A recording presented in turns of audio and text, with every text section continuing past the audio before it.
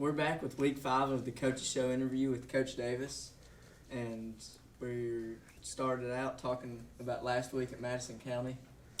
Yeah, we played a lot better. We were actually in the ball game for a while. It was about mid-second quarters, 13-0. We had some. It seems like every time we get something going good. Last week we'd have a bad snap or a penalty or a turnover or something like that. Again, just a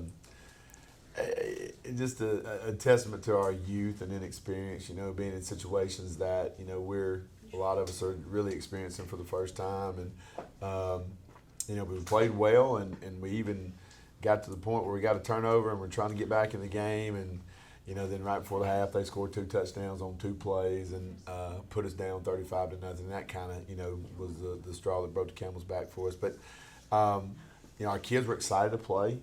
They were eager to play. I thought we had a good attitude about going out there, especially after the week before against Priceville. We were kind of lackluster and sluggish a little bit. But we saw some good things. Like I said, we stayed in the ball game for longer than we have, this year so far. And like I said, week in and week out, we just keep playing. Our youth keeps playing, and every week I think that experience gain that they get and that opportunity to play more and more snaps, we've gotten better.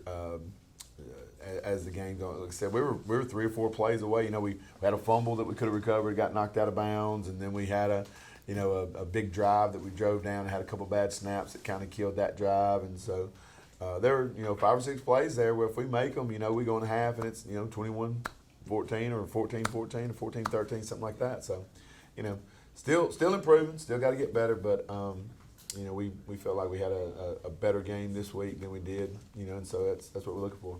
Right. We've got Clements coming up this week. So Yeah, they're and a little bit of a smaller school, I know. Well, yeah, they're a 3A school, and I mean it was our win last year, the only game that we won. So I'm sure they're going to be, gunning for us. A little revenge factor probably. They've won a couple ball games this year, and they've got some speed that we're going to have to try to contain.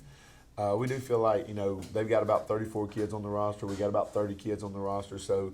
The depth issue that we see week in and week out may not be as large as a divide this week as it's been being. But again, I think our kids are excited. We've had 2 good days of practice so far.